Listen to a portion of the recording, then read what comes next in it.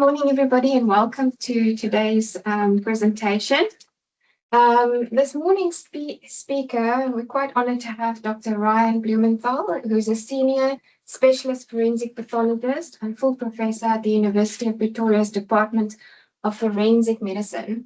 He has published widely in the fields of electrocution, suicide, and other areas involving the pathology of trauma. His chief mission in life is to help advance forensic pathology services, both nationally and internationally. Dr. Blumenthal has published 47 articles in peer-reviewed journals. He has contributed chapters to 9 international textbooks, and he has written 4 books for the public. He is currently an NRF C2 rated scientist. His book, Autopsy, Life in the Trenches with a Forensic Pathologist from Africa, launched August 2020, became a non-fiction bestseller in South Africa. It has been translated into Afrikaans and Russian as well. His book, Rising Life for Death Lessons for the Living from the Autopsy Table, launched July 2023. His latest book, Trace, is launched in South Africa on the 20th of April, 2026. His 8-part documentary, Lightning Pathologists, channel 180 DSTV, aired 9 November 2020 to 20 November 2020, and was viewed by over 2.2 million people. On 31st of August 2023, he won the NRF Award for Public Engagement in Research. On the 22nd October 2023, he won the ABSA Professional Excellence Award.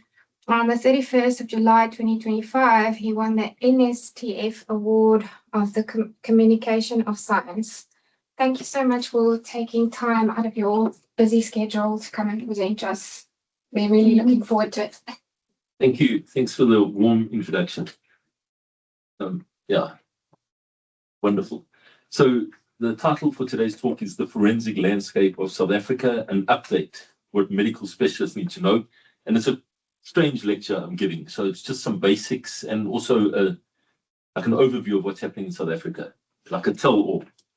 So obviously, I do autopsies every single day, medico-legal autopsies, and this work is not for everyone. And, you know, we need to know why people die. Even in the most primitive of tribal societies, there's always an interest in discovering the cause of death of one of its members. In particular, sudden, unexpected, or unwitnessed death. It must have signaled a potential danger, either from within the society by one of its own members or by an enemy from outside. So it's in our DNA to know why people die. And the philosophy around the world is the same. It's born from the need for justice. Legal medicine has had to adapt to a succession of scientific, technological, sociocultural, and legal contexts throughout history. And as a branch of science, it's always in constant evolution, and on it depends the honor and freedom of people. And although there are some differences between countries, the philosophy is always the same. It's the application of medical knowledge and methodology for the resolution of legal questions and problems for individuals and society. Without good legal medicine, there can never be good justice. So what do we do as forensic pathologists, besides giving talks to private hospitals midweek? We mainly determine the cause and manner of death. But look, we don't know why. Don't ask me why people do the things they do. Like that, you can go talk to the psychologists and the sociologists. We just determine the science, like what happened. You know, what was the reason they died? We identify the deceased if unknown. We document the injuries or lack of them. We try and deduce how these injuries occurred. We attend the scenes of crime or scenes of death. We exclude other causes of death, and we go to court to give expert testimony. And this is not for everyone. This is a messy, muddy, bloody, smelly job. It's this career is not for everyone, eh? And this is the tools of our trade. There's no fancy schmancy equipment. That's all I need. It's probably the cheapest procedure in the whole of medicine. And I can tell you what happened. Look, some of us have X-ray machines. Some places in this country don't.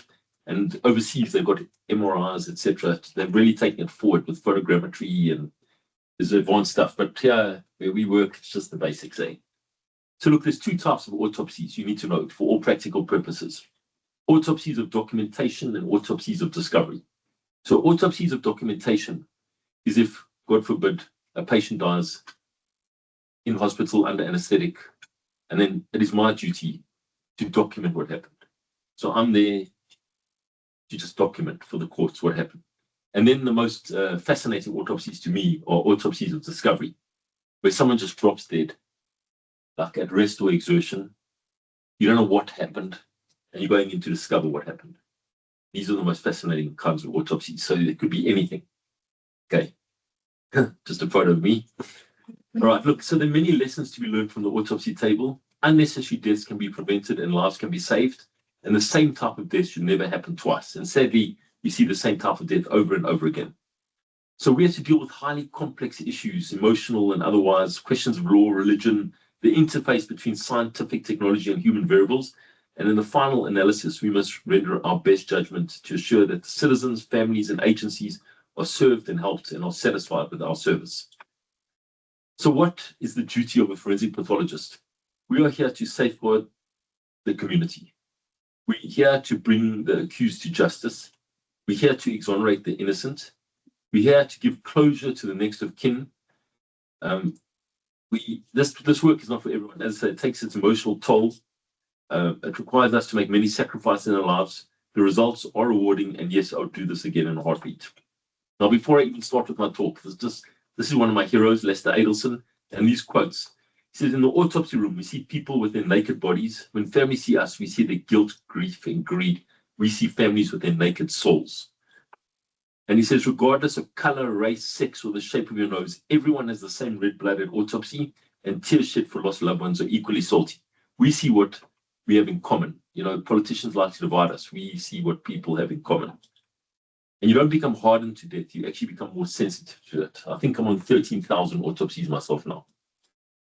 So anything can kill you. The smallest thing can kill you. Like, I mean, I've seen people die from a pimple on the nose.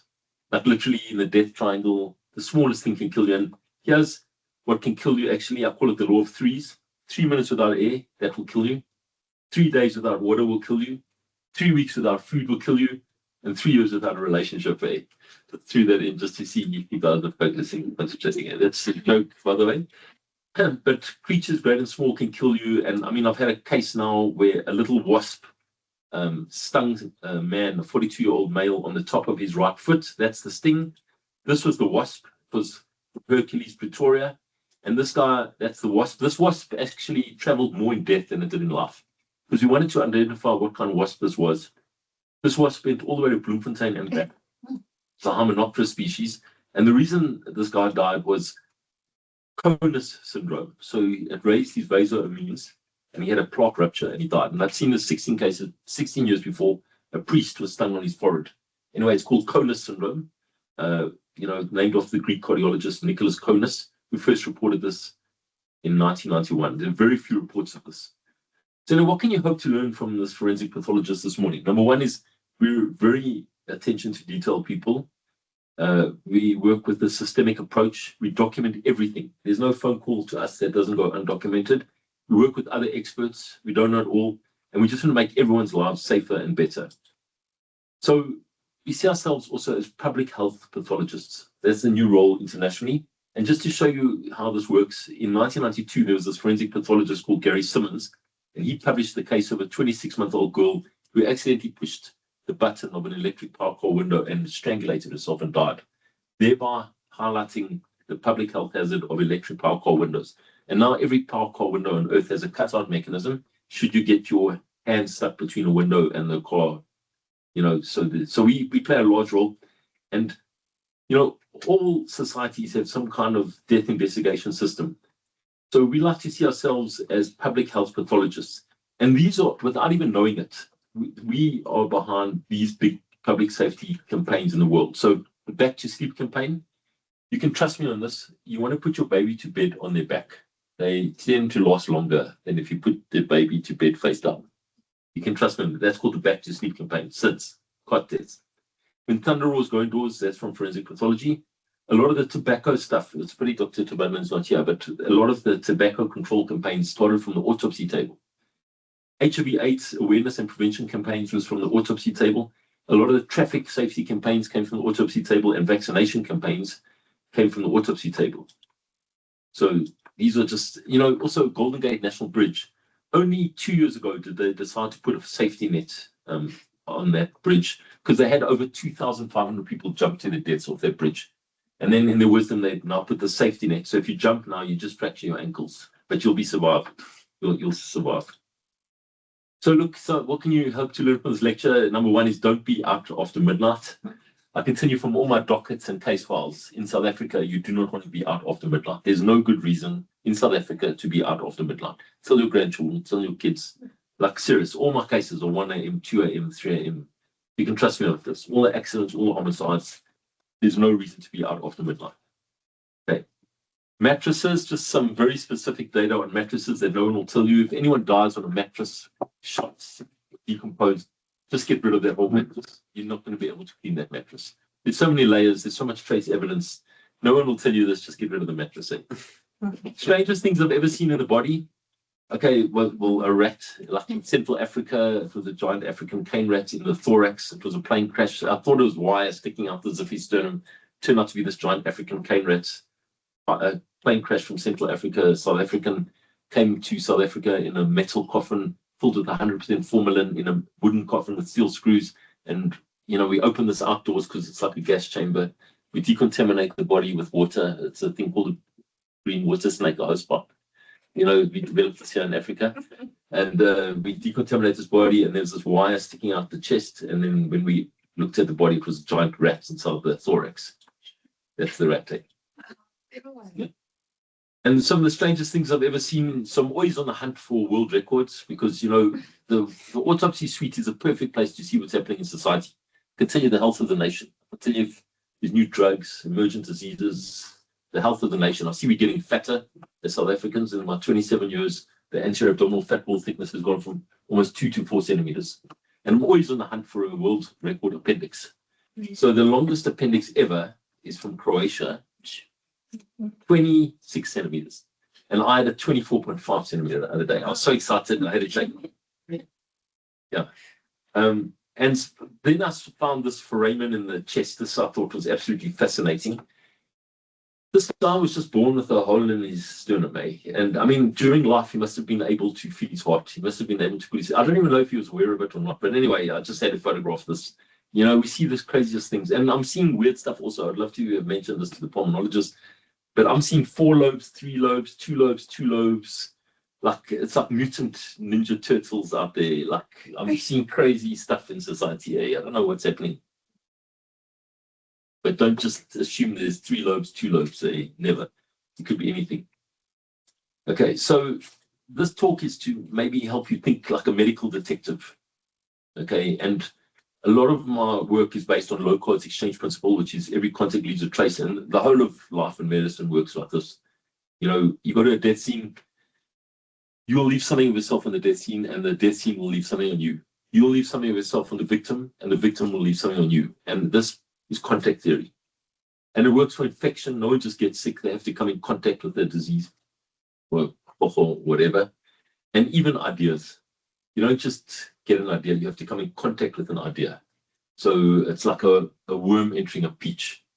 No one just gets an idea. They're not that bright themselves. Trust me. They have to come in contact with an idea. So every contact leaves a trace. And contact theory, if you find a footprint at a scene, they must explain why their footprint got on the scene. And even your words, you know, that we're catching people now off emojis. You know, you've got when you text someone, your loved one, you've got what's known as your idiolect. You've got your way of writing. And now in the Solly Menenga case, they caught people off an emoji. And if you look at the Unabomber, Ted Kaczynski, he wrote his manifesto and he wrote letters, and you could see this is the same person because he was saying like you can't have your cake and eat it too. And we worked out this is the same person. This is the Unabomber. So even when you send a text, we can catch you off your idiolect. Okay, so every contact leaves a trace. But the public only knows about the first part because they watch CSI. They don't know about the second part of low code, which is contact depends on 3 things: intensity, duration, and nature of contact. How hard, how long, and what kind of contact. So even going back to the ideas, you don't just get an idea like brainwashing, like intensity, duration, and nature of contact. And if you've got a TB patient, like how much coughing and exposure and intensity, duration, and nature of contact. So like when I do an autopsy, I'm in the hot zone, like I'm right there. then there's the warm zone, then there's the cold zone. The warm zone's outside the hot zone, and the cold zone's outside the warm zone. So I'm at like cold face, extreme. Okay, and that's why I don't like glitter.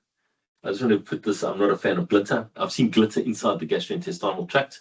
You go to the wedding with glitter makeup, everyone will be covered in glitter makeup at the end. Cool. And glitter is made out of plastic, and plastic is non-decomposable.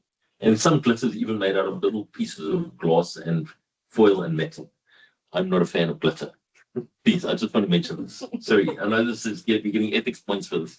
But anyway, face evidence could be almost anything. We can catch people off blood, saliva, semen, every single thing can be traced. Perfume, we catch ATM bombers from the upturn on the bottom part of pants because the bomb dust settles in the upturn. On the bottom. So we go into the bottom part of upturn of pants and we can work out you were present at an ATM bombing. And we always ask anomaly seeking questions. Could anything else have caused this? You need to have a total skeptic mentality when you're in forensics. So, for example, I was doing a torture case. This is a person that was ironed. We see this from South Africa. We see torture cases. I've seen horrible things. But then I was walking back. I've seen plenty of ironing cases. But I was walking back to my office, and then I see my colleague has got an iron mark on his shirt. So I say, dude, come on, it's 2026. YouTube how to iron your clothes. This YouTube. Meanwhile, this was the pattern on his shirt that he paid 3,000 Rand for. This is an advanced design of a fern pattern on his shirt, and I worked out that maybe I need a holiday. That's the reality. Look, you need to understand that any single case can be murder. Even working here in a private hospital, you always got to ask the question, what is behind this? Why did this happen now? Remember, even sick people can be murdered. Never just assume that they're sick and this is a natural thing, or any single case can be murder. You always got to keep this in your mind. And another thing I want to press this morning is that any single case can have toxicology on board. Please, in the back of your mind, always think about tox. Any drug on earth can be in the background on board. And any case can be murder. Please, this is a strong message I need to drive home today. And we always got to collaborate. We never know it all. The most dangerous thing ever is an expert that thinks they know it all. Most of the airplane crashes in the world happen because you've got an expert that wouldn't listen to a junior. Always listen to your juniors. Always. Keep your mind open. You don't know it all. Serious. You never know it all. So every autopsy is an opportunity to learn something about disease, violence, human error. And we also need to continuously review failures, learn from the past, and try and improve future outcomes. Got to collaborate. Just a little aside before I get into my lecture. I haven't even started yet, by the way. This is just by way of introduction. Many years ago, I was doing an autopsy and I found a 2-meter tapeworm in the intestine, in the gastrointestinal tract. So my thinking at the time as a rookie forensic pathologist is this tapeworm and this human have lived together so long, they may as well be buried together. So I buried the tapeworm with the head and all in the body. Only to mention this to the head of microbiology, and he was so upset with me because they've been looking for a full tapeworm for the students forever. So I said, Prof, not to worry. Next tapeworm is yours. Anyway, I waited 16 years and eventually, literally like several months ago, it causes neurocystic psychosis. But about three or 4 months ago, I found a 3-meter tapeworm. Now this prof has retired, but I phoned him up and I said, Prof, guess what? Got your tapeworm, eh? So anyway, it just shows you, never give up, eh? Okay, so that's the tapeworm. Right, look, and then, as I said, always think of murder because, I had a 23-year-old male found next to the Henops River and he had a plume of froth at his nostrils. And when you find a plume of froth at the nostrils from edema, this could be drowning, it could be opium, and it was presented to me as a poisoning case. Meanwhile, I do this autopsy and I open, this is his x-ray originally, there's just some keys and coins in his pocket. But when I opened the abdomen, there was 2 liters of blood. Now I thought to myself, 2 liters of blood in the peritoneum, from where? So I search, couldn't find it. So anyway, I re-x-ray the body again. And this guy, it was actually a gunshot wound. I x-rayed before and after, with and without the clothing. And this went through the femoral artery. And it's exactly where we removed the organs. And he was shot in his pubic hair with a light caliber weapon. And this was the most subtle gunshot entrance wound I've ever seen. I'm going to get to this later. Your senses. You're as good as your senses. No matter how much knowledge, wisdom, experience, and reading you've done means nothing if you can't see it or if you don't look for it. Your senses. I'm a strong exponent of that. Okay. And by the way, nothing is ever as it seems. What do you think the world record is for suicidal gunshot wounds to the body? How many times has someone with a handgun shot themselves before they died? Give me a number. 9.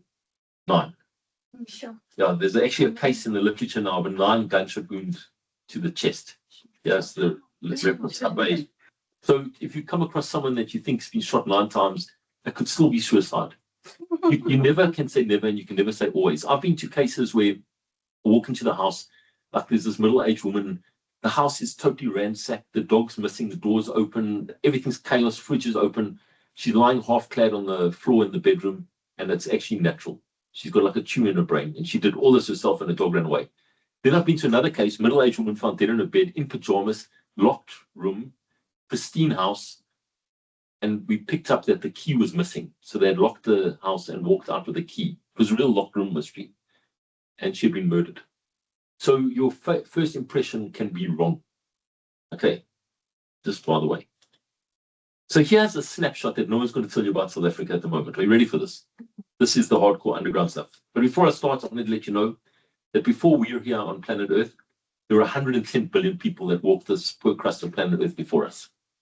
110 billion, and now we've got 8.1 to 8.2 billion people. By the way, some people contributed, some did not. Some left kids, some left an idea, some left a bridge, some left an agricultural field, the rest left nothing. And Earth swallowed them up, and there's no memory of them whatsoever. Okay. So we're living on the crust of this planet Earth and nowhere else. There are other people on this Earth also with us that we have to share it with, and we have to be nice to each other. Hey. So we're not the only members here. Okay, so let's just look. In America, a forensic pathologist is not allowed to do more than 250 autopsies per person per year. Otherwise, they lose accreditation.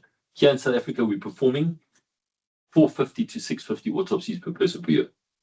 If you look at the forensic textbooks in South Africa that you all studied from, remember the old forensic ABC? Most people in this room are old enough to remember that blue book and the pink book. You remember that? That was written in 1988. Okay. And there's strong population growth predicted for South Africa and Eastern Africa in the next 15 years. So here's the scariest slide you're probably going to see today. This is Cape Town Crossroads 2011. Cape Town Crossroads 2013. Cape Town Crossroads 2015. Cape Town's Crossroads 2017.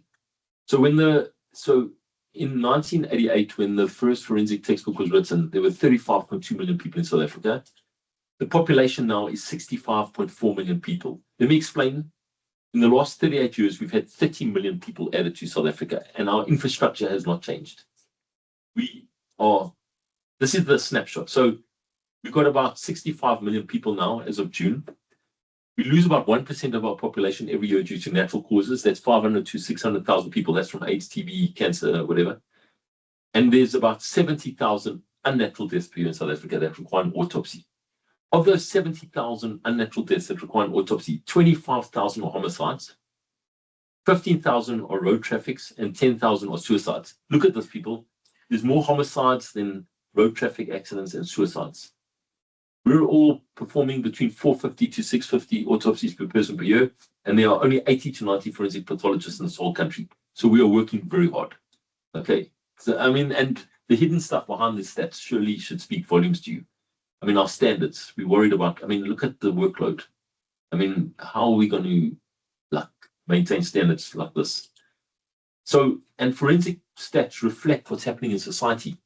It mirrors the social, political, and economic conditions of your country. For instance, our firearm deaths reflect what's happening, drug-related deaths, suicides, and violence. These act as society's silent witnesses. I'm not going to go through all our stats here, but we've got about 2,000 autopsies per year in Pretoria. And I don't want to be too proud here, but South Africa ranks 1st, 2nd, 5th, 6th, 7th, and 17th place for the most dangerous places in the world. With Pietermaritzburg, Pretoria, Johannesburg, Durban, PE, and Cape Town on the list. And go fact check me. So I don't know who plays lottery, but if you're going to play lottery in South Africa, your chances of dying an unnatural death on your way to buy your lottery ticket is greater than you winning the lottery. That's my quote. Like literally, there's the exact stats for every single lotto, Powerball Plus, daily lotto, sports stake, and easy win. The chances of you dying an unnatural death from car accident or homicide on the way to buy your lottery ticket is greater than you winning the lottery.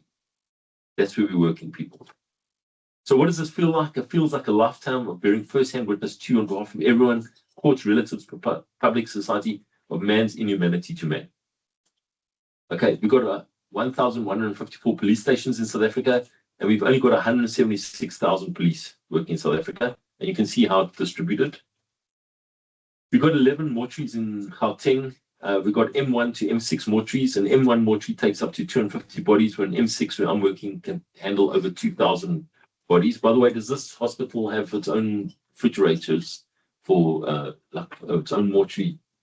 Yeah, because like if a patient dies, like we got to then come pick it up immediately, and then it obviously takes time to fill out the GW 724 forms, and there's always troubles with this, and then we got to pick up the body, and we can't do the autopsy because we're waiting for the forms. So these are big issues that we need to discuss. Okay. And this is how forensic pathologists are distributed through South Africa. So Eastern Cape's got 10, Free State 16, Gauteng we got 18, KZN 11, Northwest 7, Western Cape 40. That's how it's distributed. Okay.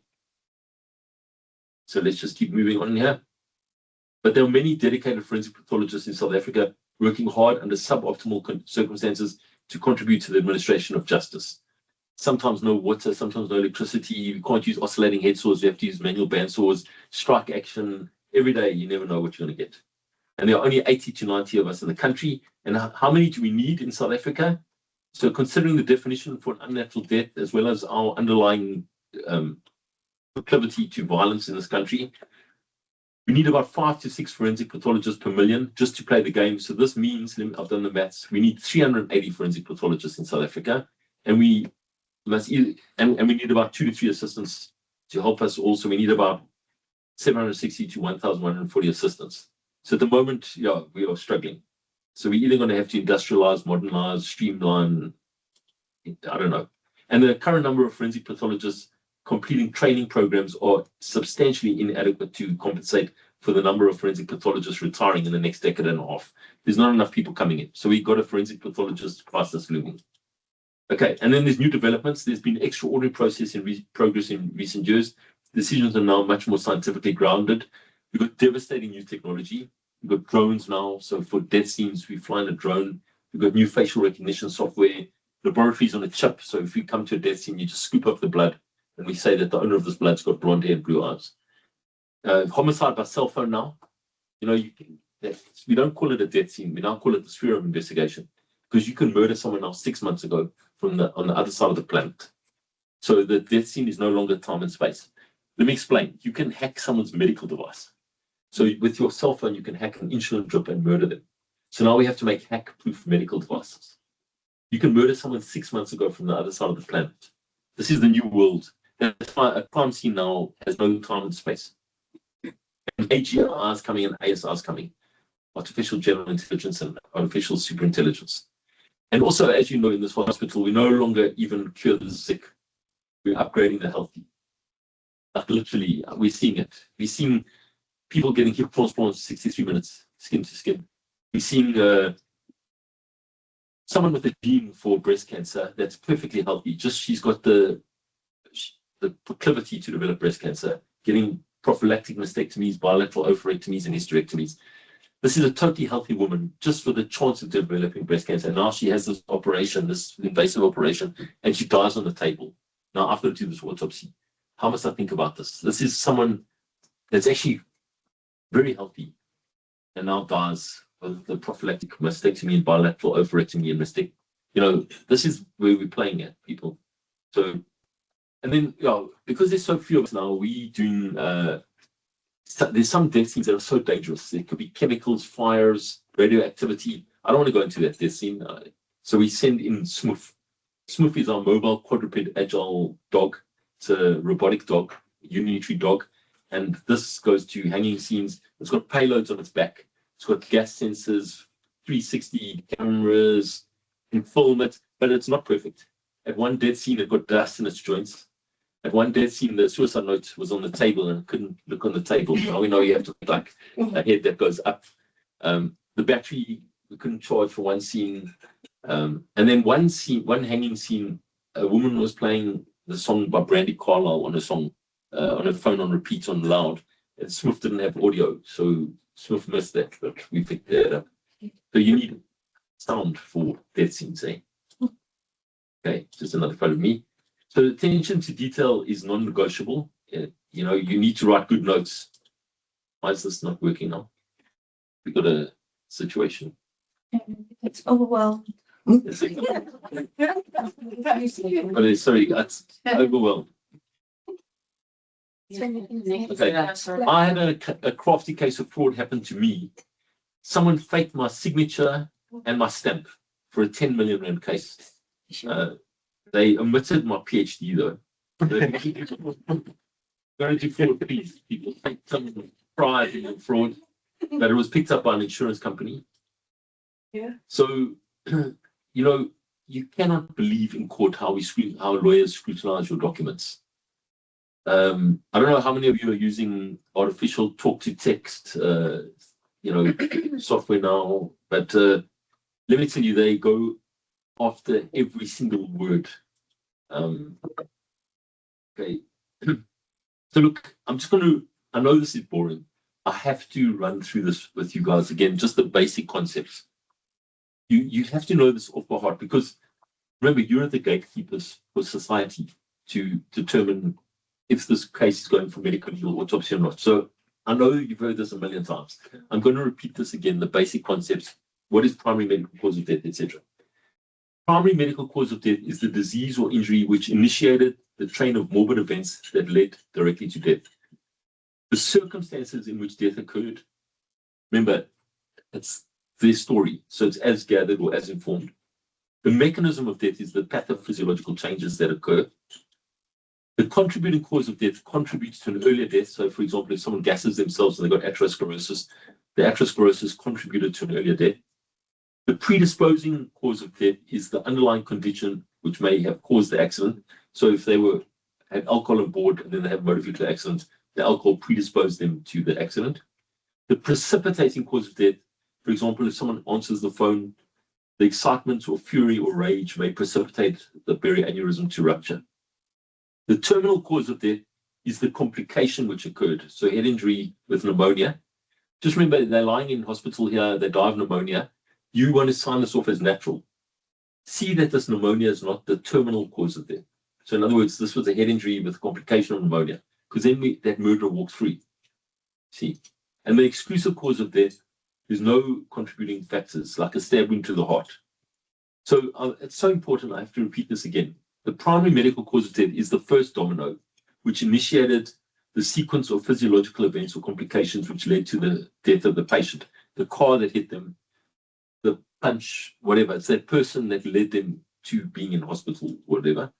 The circumstances is their version of what happened. So always hedge it with as informed or as gathered. The contributing cause of death contributed to an earlier death. For example, atherosclerosis in a person that's strangled, they will die, obviously, if you've got wide open coronary arteries. The predisposing cause of condition like alcohol or barbiturates predisposes you, or the fury or excitement will rupture your berry aneurysm. Precipitated to happen. The terminal cause of death is the complication, so it's a person with a head injury who develops bronchopneumonia. An exclusive cause of death, there's no other factors. It's like stab to the heart, meconium, head injury, birth trauma. So this is how you write your death certificate. Some examples. Now, we are getting to a stage in South Africa where we cannot trust doctors anymore to fill in death certificates. We're going to get to the stage now where we need death review boards. And on this board should be multi-disciplinary, because it is a massive thing to sign a death certificate. You know, we let our juniors sign them in the wards. That is unacceptable. Like, it is so important. That's how Harold Shipman cases happen. You actually need a death review board at a hospital to sign death certificates off. Okay, mechanism of death, as I said, is like shock or sepsis. Manner of death, whether it's accident, homicide, or suicide, is determined by the magistrate. So it's not for us to determine this. This is for the magistrate. And incidentally, in South Africa, I would add one more to this, because there's a condition that doesn't fit into homicide, suicide, accident, natural, or undetermined. For example, what would you say is Russian roulette? Which would Russian roulette be here?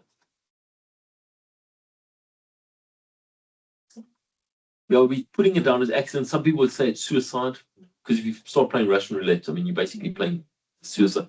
Overseas, they've got another condition, another term called misadventure. Misadventure is such a beautiful term because, you know, sometimes you've got a kid that's just playing on their bed and then they fall and then accidentally strangle themselves. You know, I mean, we're signing it off as accident. However, misadventure is a beautiful term that they're using overseas, which I'd like them to bring into South Africa. Now, remember, if something goes wrong, and it sometimes and often does, there's 3 tests, 3 different courts, 3 different obstacles that you're going to go through. Criminal law, the test is beyond a reasonable doubt. Civil law is on a balance of probabilities, and the Health Professions Council, they're looking for negligence. So you can have a case go wrong, and then you've got 3 different cases to get through. And to me, personally, the scariest one is the Health Professions Council one, because you're going up against your peers, face to face with your peers that are grilling you. The others are tough, but yeah, health professions still got teeth and it's still scary. So you go through a case 3 times. Okay, DHA form stands for Department of Home Affairs. Okay, so ultimately the magistrate wants to answer 4 things. Who is this person? They want to confirm that death happened. They want to ask if it's natural or unnatural and the cause of death. And when you fill in the death certificate, remember ultimately who reads it. There's 2 functions for a death certificate. One is administrative and one is statistical. The administrative function is to register the death at the Department of Home Affairs, and it's a statutory requirement. And this is necessary for the family to wrap up their estate for insurance, etc. And then the statistical function, it's the 2nd page of the form, contains all the details of the deceased, and that's telling you what's happening in our country for Stats SA. So the death certificate form is very important. And please settle down, make yourself a cup of tea and fill in the form like properly. Neat handwriting, sign it, delete unapplicable paragraphs, really enjoy the process. Like seriously, I mean, the country is at stake here. You know, we need proper stats, eh? So I don't want to hear like everyone's going to die. Like ultimately, the last final pathway will be respiratory arrest. But what? Like what happened? How? Like give us some data here, please. Like help us. Even call it like it's your discretion. So write a proper form, and it's nicely set out. Due to and put in the time like 6 hours, 10 hours. Like really settle down. That form is very well designed actually. So take some time, savor the form. Appreciate the form, and yeah, like you know, you must issue this death certificate immediately, irrespective of whether death was natural or unnatural. The information must be true and correct. Follow instructions carefully, print clearly, delete non-applicable paragraphs. If the particulars are not known, indicate that you don't know. The primary medical cause of death must be stated. If death was solely and exclusively due to natural causes, just tick that box. If death was due to unnatural causes, then tick that box, and it must be reported to the local police station. You may not charge a fee for this, okay? And let me just show you the most important acts for this country and some of the updates.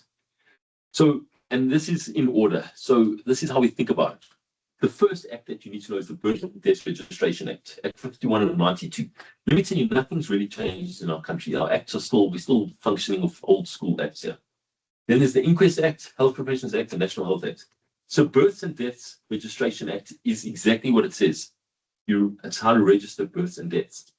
So, and these are the most important sections. Section 14, if it's due to natural causes, you know, if you attended the death, any person who attended the death must notify a GP. If the GP is satisfied, look, you have to cast your eye on the body. Please, I mean, it's very embarrassing if there's like a stab wound or a gunshot wound. Just cast your eye on the body. There was a case now where a doctor had a suspended sentence because he didn't cast his eye on the body and sign this form from KZN. If there's any reasonable doubt, just go to the local SOPS and report this. And remember, if a prescribed burial order has been issued and there's doubt, so you've signed it and now new data comes to the market for, you can cancel it. Just phone us, we'll tell you what to do.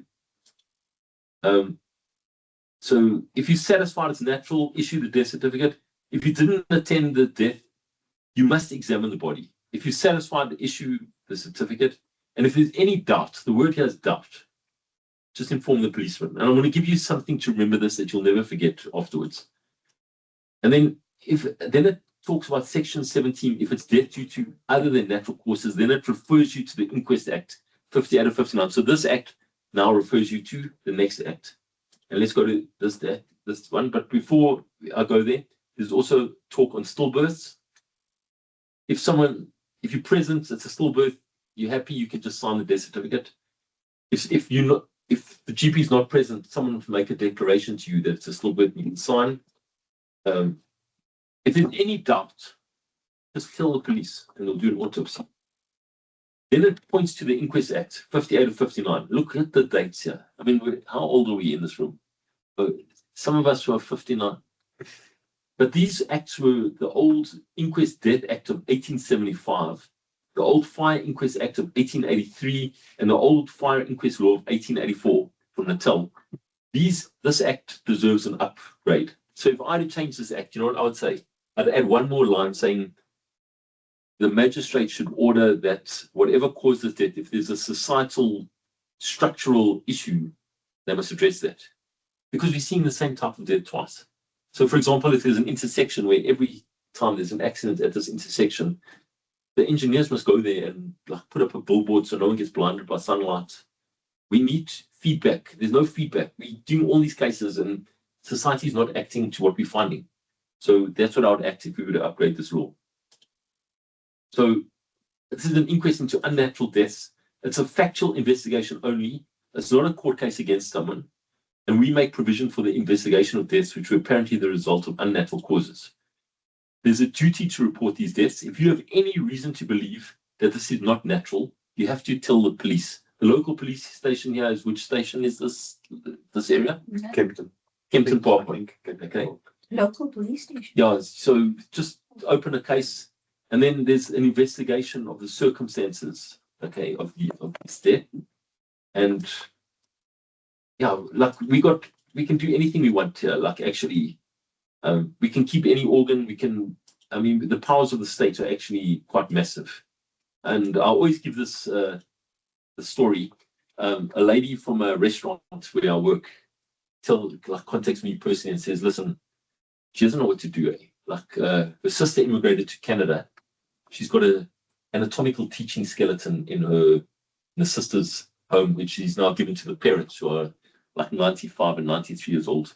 She doesn't know what to do with the skeleton. Will I find out?" So I go to Prof. Simon. You remember Prof. Simon? And Prof. Simon makes me close the door, the Inquest Act. He says, "I must phone the police." And he made me phone the police. And now the Inquest Act kicks in. This is a multi-million rand machine, like South African machine that kicks in. Let me tell you what happened. Firstly, the police descended on this old couple's home, 95, 93 years old. They dug up the entire garden, because of the old cases from the past. They looked for other skeletons. They interrogated the parents almost for 18 hours. Interpol got involved, arrested the sister in Canada, interrogated her. This whole skeleton had to come for full autopsy, DNA, you name it. Did I go back to the restaurants? Is the question you're asking? I have been back, absolutely. But, this is the powers of the state. If you become an enemy of the state, or if the state puts its resources against you, you have no idea. And then we can examine this. We can look at any organ, and we can take it anywhere if it needs a special examination. We've got all these powers. A body that's been buried, we can disinter, we can exhume it. And no one may be present at the post-mortem other than us, forensic pathologists, the police, or a GP with a substantial and peculiar interest in the case. So this is not Disneyland. This is not for friends and family. Even if the top forensic pathologist from America wants to attend, they can't attend unless they got registration with the Health Professions Council of South Africa. So a GP that's registered, an American GP with the South African HSPCA can attend, but a forensic pathologist, medical examiner from USA cannot. And then it all comes down to these 4 questions. Once this whole case has been through the criminal courts, only 4 things will be found. Number 1 is, who is this person? The identity. What was the cause of death? What was the date of death? And was the death due to an act or omission, which prima facie, on the face of it, amounts to a criminal offence? After the entire process, this multi-million rand process, this is the form that is produced. We never see this. We're very siloed as doctors, but this is the ultimate form that they produce after the entire inquest. Those 4 things. That's all they have to answer. Then it goes to the DOPP, where they decide what kind of punishment, will be given. That's the whole process. So what is a natural and unnatural death? This I have to drill into you today. Please, we need to know this off by heart. This is the definition of an other than natural death. Don't even think about this. This is designed internationally like the greatest catch net. Number 1 is any death caused by the application of a force, direct, indirect, chemical, physical, lightning, beasting, with or without complications, that comes to autopsy. Number 2, any death which in your opinion, as a medical specialist or practitioner, was caused by an act or an omission on the part of someone. If you think this baby died because they wasn't fed or got an injection and died, if you think it's due to an act or an omission, comes for autopsy. Number 3, any death. Okay, this fools people, and I'm going to talk about now, but these Section 56 deaths, which are anesthetic procedure related deaths, diagnostic or therapeutic. I'm going to discuss this in depth.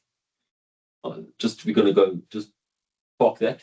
And then the last one, my thrilling one, which keeps me going to work every day. Any unattended, suspicious, unexplained, frankly suspicious death at rest or an exertion. If someone just drops dead at a wedding, on the toilet, having sex, running on a soccer field, these cases, this is where Sean, this is reality, But let's just move to Section 56, because now this is a private hospital. These cases, I just want to go down a rabbit hole here, if I may, with your consent. Which cases come to us? So remember, all these cases have one thing in common: blame and claim. Someone's going to point a finger to blame this doctor, and there's going to be a claim. So the only way to protect yourself is a medico-legal autopsy. That's what must go through your mind when this person died.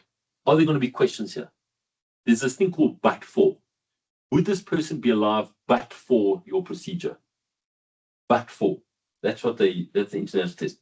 So remember, any death due to a force, motor vehicle, stabbing, gunshot, whatever, chemical, with or without complications, comes to us. Number 2, any death which in your opinion, an actual omission, comes to us. We're going to go in depth now down Section 56, and any unattended, suspicious, or frankly suspicious death, they come to us for autopsy. So let us now go in depth, and I'm going to give you some 9 examples of Section 56 deaths. These are anesthetic procedure, therapeutic, or diagnostic deaths. These deaths come to us for autopsy. Okay, they're called Section 56 deaths. That's what we call them. Right. And anesthetic procedure related or associated deaths. So we as forensic pathologists, we've got a thing called nexus, which is causation. We've got to think, is this anesthetic or procedure, is it related to it, or is it associated with it? Okay. Right. So the death of a person undergoing or as a result of a procedure of therapeutic, diagnostic, or palliative nature, or of which any aspects of such a procedure has been a contributory cause, shall not be deemed to be a death from natural causes. There was an amendment, this is the update, Section 48 has confused a lot of people because they brought in time here, like 24 hours. Please ignore that. Ignore that. The way to think about anesthetic procedure, diagnostic, therapeutic deaths is, now I'm going to just give you something for your own mind. If someone puts their hand up and says, hey, but for that procedure, they would still be alive. Send it to us. That's how you think about this. Okay. Now, we don't want to open up the gates of hell here with every single procedure because there are normal complications that happen. But I'm talking about negligence, or there's questions, or they're pointing fingers, or there's emotion, or there's anger. So let me give you some scenarios here. By the way, if the death happens on the table or during the procedure, without question, it comes to us immediately. If it's on the table, even if it's just during induction, if something goes wrong, if it's on the table, that's the old law. We cannot, even if it's the sickest patient ever, like that's going to die, and they die on the table, it's a waste of my time, it's a waste of your time, it's a waste of everyone's time. I have to do that autopsy because it's on the table. That's just the old law, and that I've got a problem with, but that's the law. Okay, so let's just go through some nice case studies here. 52-year-old male has a spinal anesthetic, dies 5 hours later in the recovery room. Should he have an autopsy or not?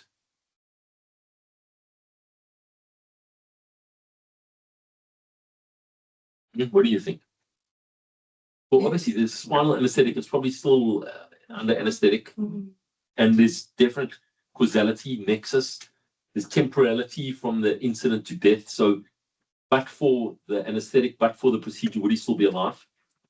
I mean, he'd probably still be alive had he not done this. Therefore, there's going to be questions. There's going to be a claim and a blame. Cover your backside. Send it to your friendly forensic pathologist for an autopsy. Okay. See how I teach it. Okay. Next case. 46-year-old female, shoulder operation, dies within 24 hours after having the surgery. Should she have a medico-legal autopsy? Should she go to anatomical pathology for a hospital autopsy? How do we think about this? What's going to happen? Like, what do we do? What do you think? Would she still be alive had she not had the surgery? Yes. Most likely, but for the procedure, but for the something happened. There's going to be questions, there's going to be anger, there's going to be emotion, medical legal, there's going to be the tests. Is there negligence? Is there criminal act here? What happened? So sadly, it's a lot of work, but yeah, medical legal. A severely ill 25-year-old male patient's got bacterial endocarditis. American Society of Anesthesiologists, category 5, like you shouldn't touch this, which means death will happen within 24 hours with or without treatment. They do heroic cardiothoracic surgery and dies on the table. Must this person come for medical legal autopsy? According to the lawyer. Absolutely, to the letter of the Lord, on the table is the words here. So even though it's a waste of all of our time, I'm sorry I'm so blunt here, but because it's on a table, we have to do this autopsy. So you phone us, you got all our numbers, you got the GW 724 forms at this hospital, should be with your matron. And those forms, the surgeon must fill it in. The anaesthetist must fill it in. The theatre system must fill it in. Write clearly and legibly. I'm also not thrilled with the way that form's been made. It is an archaic form. Please, go wild. Yeah, like, we live in the age 2026. You know, fill in that form, but also, like, on a letterhead, type out the chronological, like, what happened. Because this case will come to court 18 months from now. You cannot remember anything. Good, contemporaneous, clear written, well-grammared notes. We got, you know, let AI help with your grammar. You know, I'm not asking AI to write it. Just let it spell check, you know, do a chronological on a letterhead, what happened, add it to your GW, and do it then and there. We don't want to beg you. And by the way, we don't do the autopsy without the GW 724.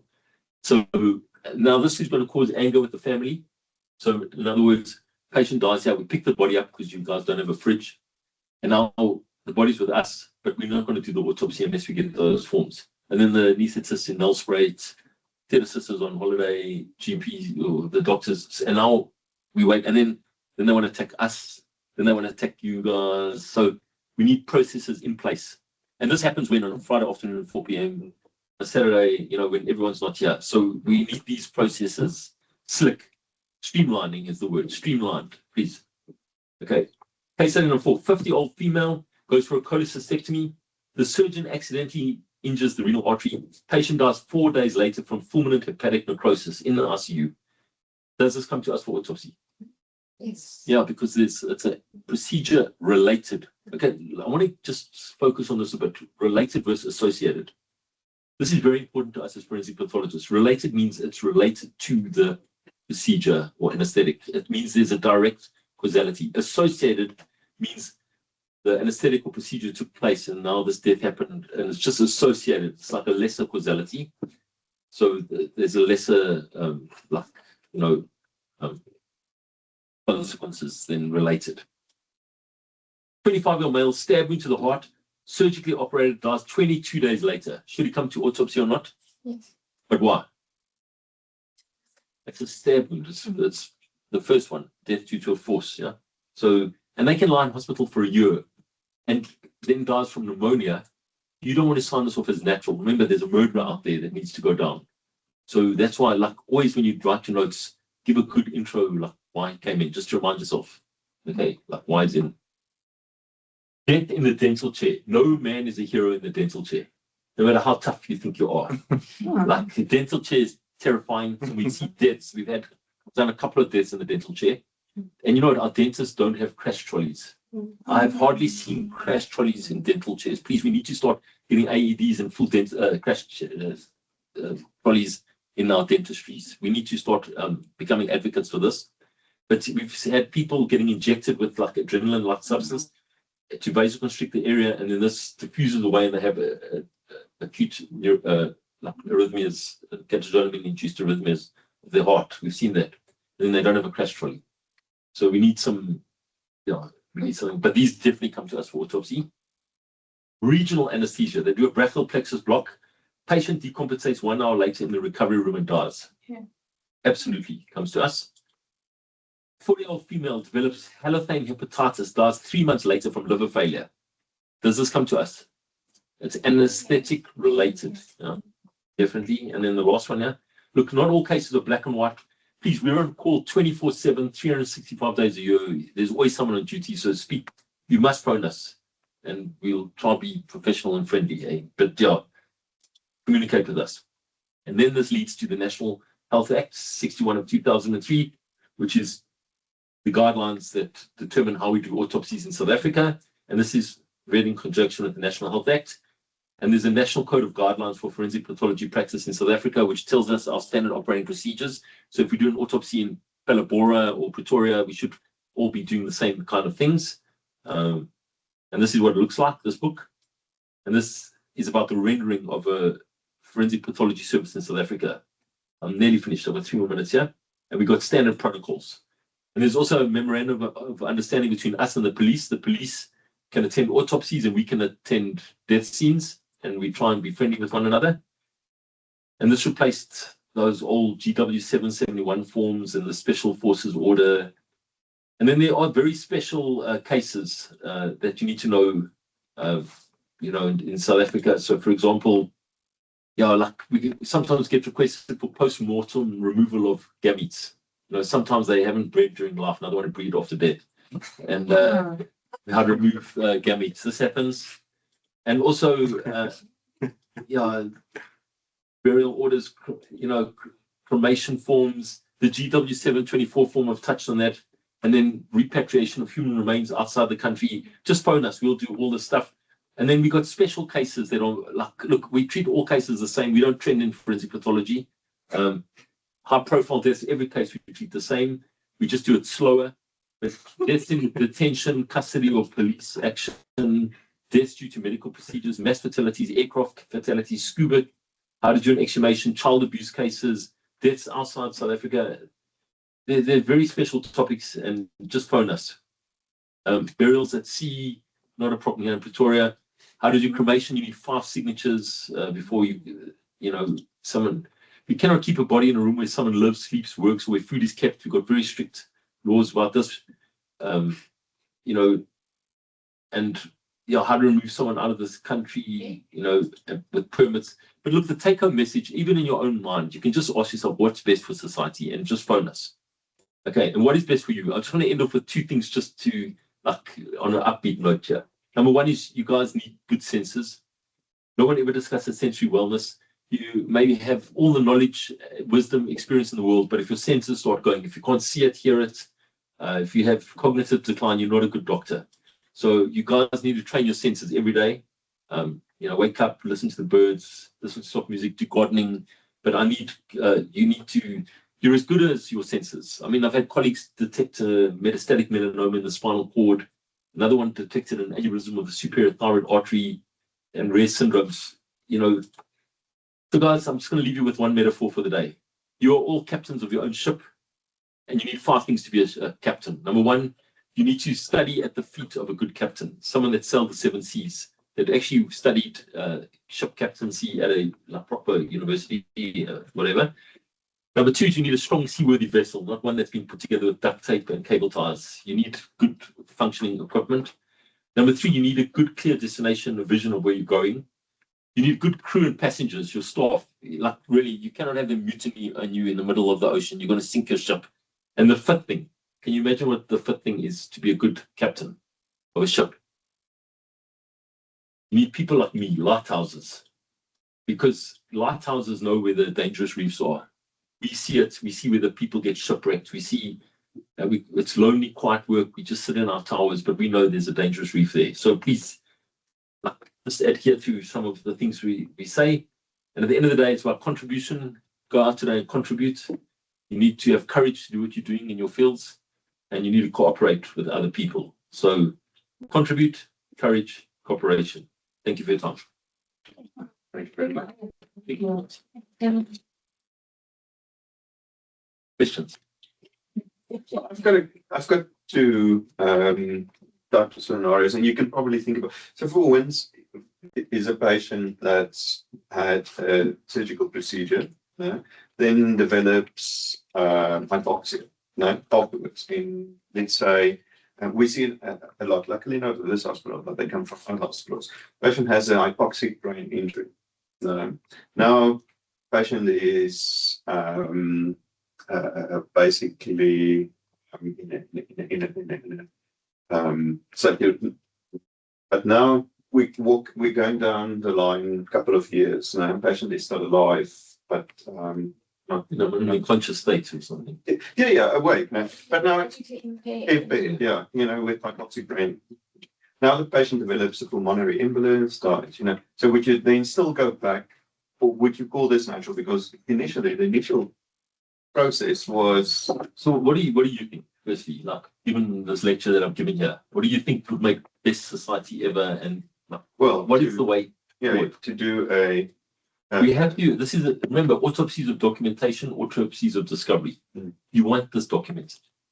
Because you never know, the family now could decide, this person's to blame, there's a claim.